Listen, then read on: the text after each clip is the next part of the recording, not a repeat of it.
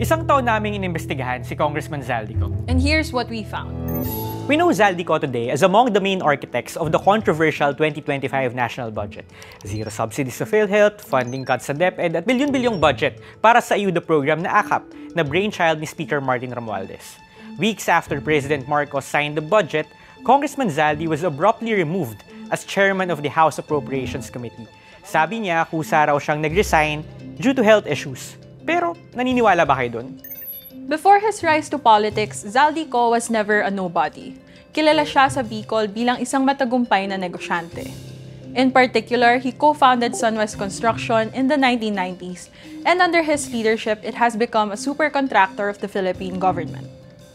Noong administrasyon pa lang ni former President Gloria Arroyo, nasa top 10 na ang Sunwest sa may pinakamaraming kontratang napanalunan mula sa Department of Public Works and Highways. Bukod pa sa construction, may mga negosyo na rin siya sa tourism, hotels, and subdivisions. Pero balot ng skandalo ang Sunwest. Kung magbabasa ka ng news archives, maraming beses nadawit ang pangalan ng kumpanya sa mga anomalya, such as allegations that it cornered projects that were funded through Congressman's pork barrel. Ilang beses na rin inimbestigahan ng Commission on Audit ang Sunwest, pero never na blacklist. In 2021, it was one of the 5 companies, alongside Pharmally, that each secured at least 1 billion pesos in pandemic supply contracts. Mantakin nyo, construction company, pero 18% ng kinita noong 2022 galing sa pagbebenta ng medical supplies.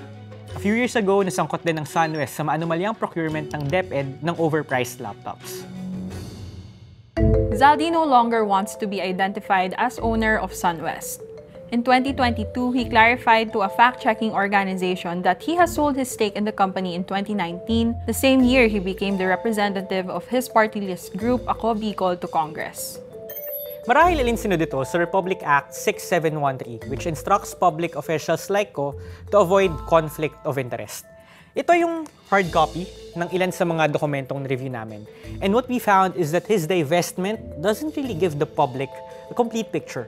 Wala na nga yung pangalan niya sa Sunwest Construction, pero isa pa rin siya sa mga may-ari ng mga kumpanya sa ilalim ng Sunwest Empire. Gaya ng Sunwestville na nasa likod ng maraming residential at condo projects sa Bicol, kung saan mayroon siyang shares na nagkakahalagang higit sa 400 million pesos.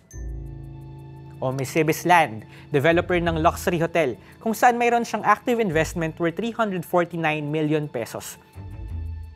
O Embarcadero Land Ventures, kung saan mayroon siyang shares worth over 500 million pesos. At si Congressman Zaldi pa lang yan ha. Yung asawa niyang si Mylene at 2 nilang anak ay namumuhunan din sa mga kumpanyang ito. At iyong mga kaalyado niya sa Ako Bicol, either officer o shareholder, gaya ni na dating Ako Bicol Congressman Ronald Ang na presidente ng Sunwest Group Holdings at Ako Bicol 7th nominee Anlin Sumanga na may puhunan rin sa Mercedes Land at Sunwestville. The documents also show that these companies often transact with one another, essentially creating their own business ecosystem. For example, ang Sunwest Construction kung saan nag-divest si Congressman Zaldi, nagpautang ng milyon-milyon sa Sunwestville noong 2023. Ang sagot ng Sunwest sa amin, lahat ng loans ng Sunwest Construction sa ibang kumpanya ay regular at sumusunod sa best practices. Hindi na rin daw affiliated sa Ako Bicol si Ronald Ang. At si Zaldico, totoo naman daw na shareholder ng ibang mga Sunwest Group companies, pero yun lang, mga walang projects with the government.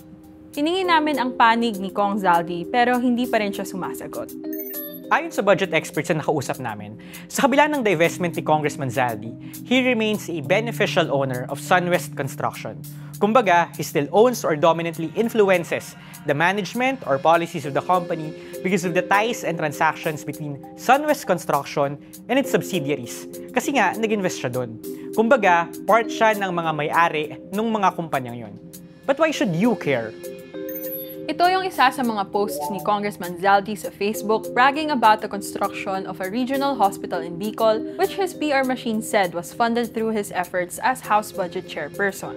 Hindi naman bago yung ganitong gawain ng mga mambabatas na para muling manalo sa eleksyon ay ipepresenta sa taong bayan iyong kanilang accomplishments sa Kongreso. Pero alam nyo ba, alin yung ilan sa mga kumpanyang nanalo ng halos kalahating bilyong pisong kontrata related sa proyekto? edi yung joint venture ng SunWest Construction at ng Hitone, isang kumpanyang itinayo naman ng kapatid ni Zaldi na si dating Congressman Christopher Co. Based on our research, SunWest bagged 1 billion pesos in public works projects annually beginning 2016 in the Bicol region alone.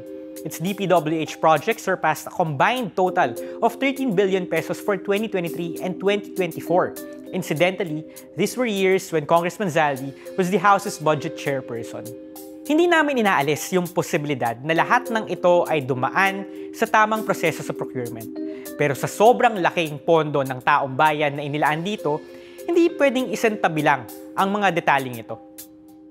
Maliban kay Congressman Zaldi, 2 of his siblings are running in the midterms. His brother Christopher wants to return to the House as Congressman of Albay 2nd District. Yung kapatid din niyang si Farida Co, tumatakbo ring Vice Governor ng Albay. The 2025 elections present an opportunity to reignite discussions on how muddy it can get when governing in the Philippines becomes a combination of business and politics. Handa na ba ang mga opisyal natin na sagutin ang mga tanong tulad ng sino ang pumapondo ng kampanya nila? Do they have businesses that stand to benefit if they win? Can our elective officials guarantee that they are motivated by the desire to serve the public and not to advance their personal interests? Reporting for Rappler, I'm Dwight De Leon. And I'm Casey Valmonte.